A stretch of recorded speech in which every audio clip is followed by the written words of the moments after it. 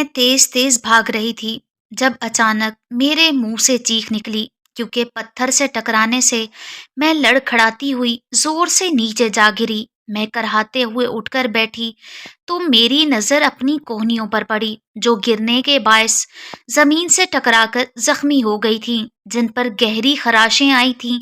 मैंने अपने आंसुओं को जब्त करते हुए अपने दुपट्टे से अपनी खून आलूदा कोहनियां साफ की, जिनमें अब बेहद जलन हो रही थी। मैंने अपनी कोहनियां साफ करके देखा तो हर तरफ से छिली हुई थी। अंधेरे को देखकर मुझे बहुत खौफ महसूस हो रहा था, लेकिन मुझे डरना नहीं था। अगर डर जाती तो भाग ना पाती, और अगर भाग ना पाती तो एक बार फिर अपने शौहर की कैद में हो जाती, जो मैं हरगिज नहीं चाहती थी। तभी अपने दर्द और तकलीफ को भुलाए मैं उठी और तेजी से आगे बढ़ने लगी। खुश्क पत्ते मेरे कदमों तले आकर अजीब सी आवाज पैदा कर रहे थे। जंगल में छाए इस वहशत अंगेज सन्नाटे में अजीब सा शोर पैदा हो रहा था। मैं भागते भागते थक गई थी और बार बार मुड़कर पीछे भी देख रही थी कि कहीं मेरा शौहर तो मेरे पीछे नहीं आ रहा। मेरे कदमों की रफ्तार में इजाफा होता जा रहा था। मैंने रुककर एक बार फिर तसल्ली करने को पीछे मुड़कर देखना चाहा, तो अब भी पीछे कोई नहीं था, जिस पर मैंने तसल्ली की और सुकून भरा सांस लिया। फिर मैं आगे को पलटी, मगर पलटते ही किसी से बुरी तरह से टकराई, और पहला ख्याल अपने शौहर का आते ही मैं चीख उठी। मैंने तेजी से 2 कदम पीछे हटकर सामने देखा तो हैरान रह गई। सामने कोई भी ना था। मैंने आगे पीछे और दाएं बाएं घूमकर देखा, मगर वहां मेरे अलावा कोई भी नहीं था, जिससे मैं परेशान होती। मैंने किसी को वहां ना पाकर तेजी से आगे बढ़ना चाहा, मगर अचानक मुझे रुकना पड़ा, क्योंकि अब की बार मेरी चादर का पल्लू किसी के हाथ में आया था, जिस पर मुझे एहसास हुआ कि कुछ देर पहले कोई तो यहाँ मौजूद था और अब भी मेरी चादर इसके हाथ में है। और ये एहसास होते ही मेरी आंखों से तेजी से आंसू बहने लगे, क्योंकि ये बात मैं अच्छी तरह जानती थी कि वो कोई और नहीं बल्कि मेरा शौहर ही था। मेरा वो जनूनी शौहर, जिससे बचकर मैं भाग रही थी मगर भाग नहीं पाई थी, और इसने मुझे अब भी हमेशा की तरह पकड़ लिया था। मैं बेबसी के एहसास से मगलूब होकर रोती हुई पलटी तो अब भी वो मेरे पीछे मौजूद नहीं था, बल्कि चादर का पल्लू एक झाड़ी से अटका हुआ था। लेकिन मुझे कोई वहमो गुमान नहीं था। मैं जानती थी कि मेरा शौहर मेरे आसपास ही है। इसकी ताकत का अच्छी तरह से अंदाजा जो था मुझे। मैंने रोते हुए झाड़ी से अपना पल्लू छुड़ाकर इधर उधर देखा, मगर अब भी मुझे वो नजर नहीं आया था। लेकिन अब की बार मैंने वहां से भागने की कोशिश नहीं की, क्योंकि मुझे पता था कि उसने मुझे ढूंढ लिया है। पीछे से आवाज सुनकर खौफ से मेरी सांसें रुक गईं, और मैं एक झटके से झाड़ी में अटका दुपट्टा खींचकर कांपती हुई पलटी तो अब भी पीछे कोई नहीं था। मैं तो यहाँ हूँ मेरी जान। वो आवाज एक बार फिर मेरे कानों में पड़ी, और मैं इस तरफ मुड़ी जहां से आवाज आई थी, मगर अब भी मुझे वो दिखाई नहीं दिया था जिसकी जनूनी मोहब्बत मेरी जान का रोग बन गई थी। अरे, मैं यहाँ हूँ मेरी जान। बीवी, तुम मुझसे इतनी मोहब्बत करती हो, मुझे पता ही नहीं था कि अब मुझे ढूंढने को यहाँ वहां भटक रही हो। अब की बार इसकी आवाज में तंज शामिल था, जिस पर मैं फूट फूट कर रोने लगी। और वो तंजी आवाज मेरे शौहर की थी, जो मुझे बहला रहा था, मगर अब भी मुझे नजर नहीं आ रहा था। चुप करो शाबाश, रोना बंद करो। अच्छी बीवियां रोती नहीं, बल्कि खुशी से अपने शौहर का वेलकम करती हैं। अब की बार मेरे जनूनी शौहर ने मोहब्बत और नरमी भरे लहजे में कहते हुए मेरे आंसू साफ किए, जिस पर मैं सांस रोके खड़ी थी। इसके हाथों का लम्स अब भी मुझे अपने गालों पर महसूस हो रहा था, लेकिन वो अभी भी मेरे सामने नहीं आया था। चलो, अब बहुत देर हो गई है, बहुत खेल ली तुमने छुपन छुपाई। चलो घर चलें। घर चलकर तुम्हें इनाम भी तो देना है। आखिर को तुम इतनी दूर से भागकर यहाँ तक पहुंची हो। इस बार इसकी आवाज में रौब था तो मुझे वहशत सी होने लगी। इसकी बात के पीछे छुपी धमकी को मैं अच्छे से समझ गई थी। तभी खौफ से मेरे रोंगटे खड़े हो गए थे। इसकी धमकी मुझे अच्छे से समझ आ गई थी और जिस चीज को वो इनाम कह रहा था वो मेरे लिए सजा से भी बदतर थी। मैंने नफी में सर हिलाते हुए इसका हाथ झटकना चाहा तो इसने गुस्से से मेरा जबड़ा दबोचकर जोर से दबाया तो मेरी चीख पूरे जंगल में गूंज उठी, क्योंकि इसकी गिरफ्त इतनी सख्त थी कि मुझे अपना जबड़ा टूटता हुआ महसूस हो रहा था। आज के बाद ये कोशिश मत करना, वरना तुम्हारी जान लेकर तुम्हारी लाश से ही काम चला लूंगा। मेरे शौहर ने मेरे झटकने पर गुस्से से बढ़ते हुए कहा तो मैं चुपचाप सी इसका गुस्सा और जबड़े में होती तकलीफ बर्दाश्त करने लगी। इसने अपने दोनों हाथ मेरे कंधों पर रखे तो अगले ही पल मेरा सर चकराने लगा और मेरी आंखों के सामने अंधेरा सा छाया और फिर इस वक्त मुझे अपने कदमों तले से जमीन सरकती हुई महसूस हुई। कुछ देर बाद मेरी आंखें खुद ब खुद खुली तो मैंने खुद को वापस एक खूबसूरत घर में पाया जहां से मैं भागी थी। जंगल के बीचों बीच बना ये खूबसूरत सा घर मेरे लिए सोने के पिंजरे से कम ना था, जहां मेरे शौहर ने मुझे कैद करके रखा हुआ था। मैंने रोते हुए अपने शौहर को देखना चाहा मगर वो मुझे नजर नहीं आया, क्योंकि वो वहां से गायब हो चुका था। मुझे लगा शायद मेरी जान बख्शी हो गई है। तभी मैं अपने और अपने शौहर के मखसूस कमरे में चली आई। मैं आकर बेड पर बैठी और अपने शौहर की जनूनी मोहब्बत के बारे में सोचती हुई बेड पर ही लेट गई और कब मेरी आंख लगी मुझे पता ही ना चला। वैसे भी मैं बेहद थकी हुई थी। रोने के बायस मेरी आंखें बेहद जलन का शिकार होकर बोझल हो गई थी। अभी मुझे सोते हुए कुछ ही देर गुजरी होगी जब अचानक मेरा पैर किसी ने जोर से पकड़कर खींचा और मैं आह की आवाज करते खौफ से चीखती हुई उठ बैठी और सहमी सहमी नजरों से सामने देखने लगी, जहां मेरा जनूनी शौहर बैठा हुआ था और पुरइसरार अंदाज में मुझे देख रहा था। तभी तो मुझे ज्यादा खौफ महसूस हो रहा था, क्योंकि जब जब वो यूं पुरइसरार अंदाज में मुझे देखता था तब तब मेरे साथ कुछ ना कुछ गलत करता था।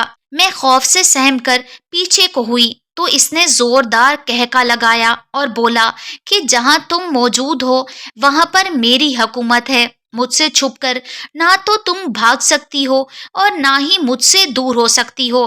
फिर ऐसे काम करने की कोशिश क्यों करती हो?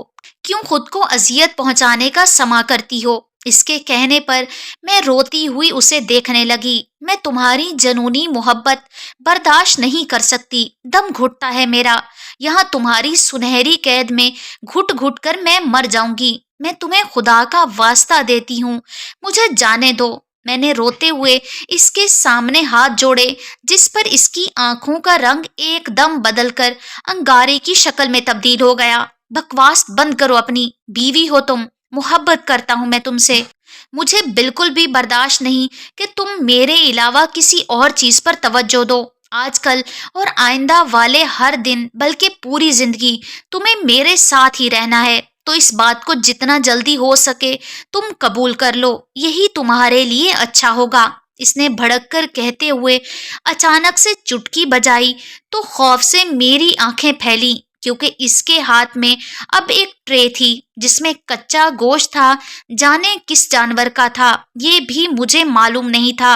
मैंने कहा, नहीं प्लीज, आइंदा नहीं भागूंगी, तुम जो कहोगे मैं वही करूंगी, प्लीज। इसके अगले कदम का सोचते ही मेरी तबीयत खराब होने लगी थी। तभी मैं इसके आगे गिड़गिड़ा उठी, मगर वो ट्रे लिए मेरे पास ही आया और फिर मुझे वो कच्चा गोश्त खाने का इशारा करने लगा, मगर मैं रोती हुई बार बार इससे माफी मांगती रही। वो कच्चा गोश्त खाने से इनकार करने लगी, मगर इसने अपनी नीली आंखें मेरी आंखों में गाड़ी तो अगले ही पल मेरा दिमाग इसके बस में हो गया और फिर मैं इसके काबू में आकर वो कच्चा गोश्त खाने लगी बिना कुछ बोले। मेरा दिल खराब हो रहा था, मगर ना जाने इसने क्या जादू किया था कि मैं चुपचाप वो कच्चा गोश्त खाती जा रही थी। फिर एकदम गिरकर बेहोश हो गई, जबकि वो खाली ट्रे गायब हो चुकी थी। वो मेरे पास बैठकर मेरा सर सहलाने लगा। मुझे अगले दिन दोपहर को होश आया। ہوش آتے ہی میرا باقی کا پورا دن الٹیاں کرتے ہوئے گزرا تھا۔ کچا گوشت کھانے کی وجہ سے میرے پیٹ میں شدید درد ہو رہا تھا۔ چونکہ وہ گوشت ہضم نہیں ہو پایا تھا، تبھی وقفے وقفے سے الٹی کے ذریعے وہ گوشت باہر نکل رہا تھا۔ اسی کمرے میں وہ بھی میرے ساتھ موجود تھا، مگر مجھے کوئی دوا نہیں دے رہا تھا، بلکہ وہ مجھے درد میں تڑپتا دیکھ کر سکون سے بیٹھا ہوا تھا۔ اسی لیے کیونکہ یہ اس کی طرف سے مجھے دی جانے والی سزا تھی، جو کہ مجھے اس قید خانے سے بھاگنے کی کوشش کرنے پر ملی تھی۔ یہ پہلی بار نہیں ہوا تھا، پچھلے 3 مہینوں میں یہ 5 بار کر چکی تھی کہ یہاں سے بھاگ جاؤں، مگر ہر بار ناکام ہو جاتی، کیونکہ میرا شوہر جو کہ ایک جن ذات تھا، اپنے جادو کے زور پر نہ صرف مجھے ڈھونڈ لیتا بلکہ میری یہاں سے بھاگنے کی کوشش بھی ناکام بنا دیتا تھا۔ میں سارا دن خراب طبیعت کے باعث اب شام کے وقت نڈھال سی بیٹھی اپنی گزری زندگی کے بارے میں سوچ رہی تھی۔ وہ زندگی جس میں کوئی غم نہیں تھا، میں بے فکری سی ہنسی خوشی زندگی گزار رہی تھی، جس میں میری ماں تھی، باپ تھا، بھابیاں اور بھائی تھے جو مجھ پر جان چھڑکتے تھے۔ لیکن پھر سب تباہ ہو گیا۔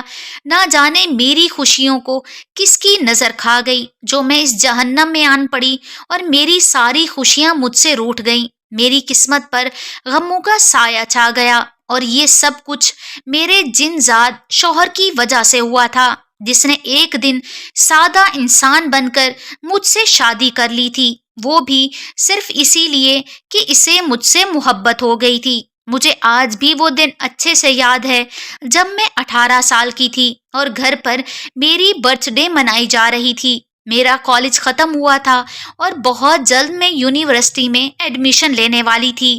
یہ آج سے 4 مہینے پہلے کی بات ہے، جب گھر پر شاندار طریقے سے میری برتھ ڈے منائی جا رہی تھی، مگر وہاں صرف گھر کے ہی لوگ تھے۔ ان کے علاوہ میری 2-3 سہیلیاں تھیں جو میرے گھر میری برتھ ڈے پارٹی میں شرکت کرنے کے لیے آئی تھی۔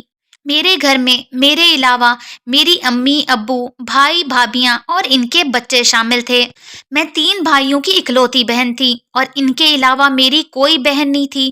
اکلوتی بہن ہونے کے ساتھ ساتھ میں سب سے چھوٹی بھی تھی، سب کی بے حد لاڈلی اور ہر دل عزیز تھی، کیونکہ ذہین ہونے کے ساتھ ساتھ میں بہت خوبصورت بھی تھی۔ یہ حسن مجھے وراثت میں اپنے امی اور ابو سے ملا تھا، کیونکہ میرے ماں باپ بے حد حسین تھے اور میری طرح میرے بھائی بھی بے حد حسین تھے کہ کوئی بھی دیکھتا تو سب سے پہلا سوال یہی کرتا کہ تم لوگ پٹھان ہو، جس پر ہم ہنس کر بتاتے کہ ہم پٹھان نہیں۔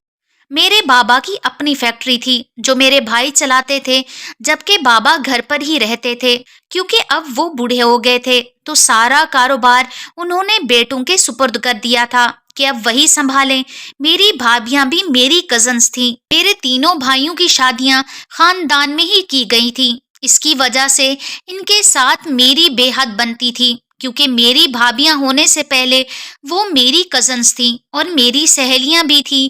شادی کے بعد بھی انہوں نے کبھی مجھ سے روایتی بھابیوں والا سلوک نہیں کیا تھا، بلکہ وہ سب ہی مجھ پر جان چھڑکتی اور میں ان کی بے حد عزت اور احترام کرتی۔ میرے بھتیجے بھتیجیوں میں تو میری جان بستی تھی۔ میری زندگی بے حد حسین اور من موجی سی گزر رہی تھی، جس میں کسی قسم کا کوئی غم نہیں تھا۔ لیکن پھر میری زندگی میں غم کا ایسا سایہ پڑا کہ میری ساری زندگی اندھیر ہو گئی۔ اس دن میری سالگرہ تھی جو گھر میں منائی گئی تھی۔ شام کے وقت میری سہیلیاں میرے گھر والوں کی اجازت سے مجھے اپنے ساتھ لے کر ایک ہوٹل میں آ گئیں، جہاں انہوں نے میرے لیے ایک سرپرائز پلان رکھا تھا۔ وہاں جا کر میں سرپرائز ہو گئی، کیونکہ انہوں نے میرے لیے کیک کے ساتھ بہت اچھا انتظام کیا ہوا تھا۔ ان کے ساتھ کیک کاٹ کر اپنی برتھ ڈے منا کر ہم رات کے 10 بجے واپسی کو روانہ ہوئے تھے۔ کیونکہ ہم سب لبرل گھرانوں سے تھیں، تبھی ہمارے گھر والوں کو بھی ہماری اتنی زیادہ دیر تک باہر رہنے پر کوئی اعتراض نہ تھا۔ واپسی پر ایک سنسان راستے پر ہماری کار خراب ہو گئی تو ہم پریشانی سے کار کو چیک کرنے لگے۔ میں اور میری ایک سہیلی ایک طرف بیٹھ کر زور زور سے گانے گانے لگیں۔ تاکہ وقت جلدی گزر جائے، جبکہ میری ایک سہیلی کار کو چیک کر رہی تھی۔ ابھی ہم لوگ گنگنا ہی رہے تھے جب اچانک مجھے ایسا محسوس ہوا جیسے میری گال کو کسی نے چھوا ہو۔ میں نے ادھر ادھر دیکھا مگر آس پاس کوئی بھی نہ تھا، جس پر میں نے اسے اپنا وہم سمجھ کر جھٹک دیا۔ ہم پھر سے گنگنانے لگی، لیکن ایک بار پھر مجھے اپنے گالوں پر کسی کے ہاتھ کا لمس محسوس ہوا۔ میں بے ساختہ چیخ کر پیچھے کو جا گری تو میری دونوں سہیلیاں میرے یوں چیخنے پر میرے پاس آ کر پوچھنے لگی کیا ہوا، جس پر میں نے گھبراتے ہوئے لہجے میں بتایا کہ یہاں کوئی ہے جو مجھے چھو رہا ہے۔ میری بات سن کر وہ پہلے ایک دوسرے کو اور پھر مجھے غور سے دیکھتی رہی، مگر پھر وہ کہکہا لگا کر ہنس پڑی اور ایک بولی تمہیں غلط فہمی ہوئی ہے، یہاں ہمارے علاوہ کوئی بھی نہیں، اگر ہوتا بھی تو ضرور نظر آتا، ویسے بھی ہم تمہارے ساتھ ہیں تو گھبراؤ مت۔ میری سہیلی نے مجھے تسلی دینے والے انداز میں کہا تو میں خاموش ہوگی۔ اب ہم اٹھ کر گاڑی کے پاس آ کر کھڑے ہو چکے تھے۔ میں نے کھڑکی کے شیشے پر دیکھا تو مجھے اپنا عکس نظر آیا۔ میں کھلے بال چھوڑے، ٹاپ اور جینز میں ملبوس، میک اپ کیے، خوشبو میں نہائی ہوئی، بے حد حسین اور خوبصورت لگ رہی تھی۔ اپنے حسین ترین عکس کو دیکھ کر میں ہر بات بھول کر دلکشی سے مسکرائی، لیکن اگلے ہی لمحے میری آنکھیں پھٹی کی پھٹی رہ گئیں جب مجھے اپنے عکس کے ساتھ ایک بھیانک سا عکس کھڑا ہوا نظر آیا۔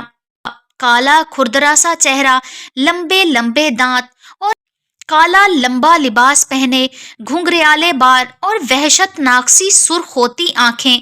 وہ شخص بے حد خوفناک تھا جو نہ صرف میرے پہلو میں کھڑا تھا بلکہ اب اس کا ہاتھ میری کمر پر حرکت کرنے لگا۔ میں خوف سے اس قدر ساکت ہو چکی تھی کہ میں رخ موڑ کر اس کو دیکھنے کی ہمت بھی نہ کر سکی۔ وہ اتنا خوفناک اور بھیانک تھا، اوپر سے اس کا میری کمر پر چلتا ہاتھ مجھے وحشت زدہ کر گیا اور میں بے ساختہ خوفناک عکس کو دیکھ کر آنکھیں میچ کر چیخنے لگی۔ ہوش تو تب آیا جب میں نے اپنی سہیلیوں کی پریشان کن آواز سنی جو مجھ سے پوچھ رہی تھی کیا ہوا، جس پر میں نے انہیں سب کچھ کہہ دیا، مگر انہوں نے میری بات پر یقین نہ کیا بلکہ اب کی بار بھی وہ میرا وہم قرار دے رہی تھی۔ میں ان کو یقین دلانے کی کوشش کر رہی تھی جب اچانک ہم کسی لڑکے کی آواز سن کر پلٹے جو پریشانی سے پوچھ رہا تھا کیا ہوا، مگر اس لڑکے پر میری نظر پڑی تو پھر واپس ہٹ نہ سکی کیونکہ وہ نیلی آنکھوں والا لڑکا بے حد حسین تھا، اتنا حسین کہ مجھے ڈر تھا کہ میں اسے ہاتھ لگاؤں گی تو وہ میلا ہو جائے گا۔ گھنی گھنی داڑھی اس کے گورے مکھڑے پر بے حد بھلی لگ رہی تھی۔ میں نے اس سے نظریں ہٹا کر اپنی سہیلیوں کو دیکھا تو وہ بھی حیرت سے اسے دیکھ رہی تھی، جس پر میں نے گلا کنگھار کر اپنے خوف کو چھپاتے ہوئے بس یہی کہا کہ ہماری گاڑی خراب ہو گئی ہے۔ پھر اس نے کہا اگر آپ کی گاڑی خراب ہو گئی ہے تو میں آپ کو ڈراپ کر دیتا ہوں۔ ہم نے بھی سر ہلا دیا اور پھر میں فرنٹ سیٹ پر اس کے ساتھ جبکہ میری باقی سہیلیاں پچھلی والی سیٹ پر بیٹھ گئیں۔ پہلے میری دونوں سہیلیوں کا گھر آتا تھا، تبھی پہلے انہیں ان کے گھر اتارا اور پھر وہ گاڑی کو میرے گھر کی طرف موڑ گیا۔ راستے میں اس نے بتایا کہ وہ بزنس مین ہے اور اپنے باپ کا بزنس سنبھالتا ہے۔ اس کا نام شمشیر ہے اور عمر 25 سال ہے، جس پر میں نے بھی اس سے اپنا تعارف کروایا، لیکن جس چیز سے وہ کچھ دیر پہلے ڈر رہی تھی اس کے بارے میں نہ بتایا کہ کہیں وہ مجھے بزدل نہ سمجھے۔ اس نے مجھے گھر چھوڑا اور پھر میرے گھر والوں سے بھی ملا، یہی نہیں بلکہ وہ جلد ہی سب سے گھل مل گیا تھا، جس پر میں بے حد حیران تھی کیونکہ گھر والے اس سے بے حد اچھے طریقے سے پیش آ رہے تھے۔ وہ چلا گیا جبکہ رات کو میں اس کے بارے میں سوچتی ہوئی آئینے کے سامنے کھڑی اپنے بال بنا رہی تھی جب اچانک آئینے میں عجیب سا دھواں پھیلتا ہوا نظر آیا، جس پر میری آنکھیں خوف سے پھیل گئیں اور جان تو تب نکلی جب اگلے ہی لمحے آئینے میں وہی بھیانک چہرہ نظر آیا جس کو میں نے اس ویرانے میں دیکھا تھا جہاں ہماری کار خراب ہوئی تھی۔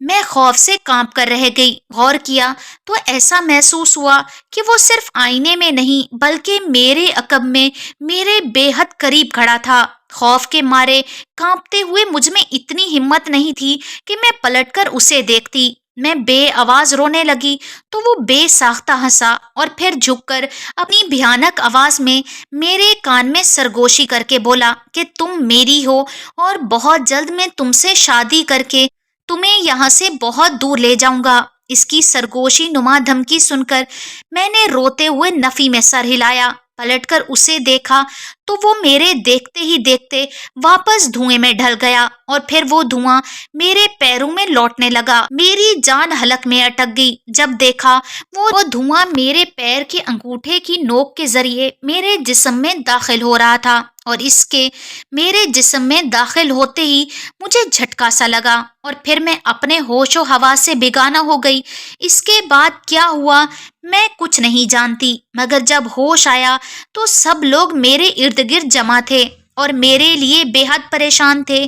ماں کے پوچھنے پر میں نے روتے ہوئے سب کچھ اپنی ماں کو بتا دیا، جسے سن کر وہ سب لوگ پریشان ہو گئے اور بے حد تشویش میں نظر آنے لگے۔ میری ماں نے مجھے تسلی دی اور پھر آرام کرنے کا کہہ کر باہر گئی۔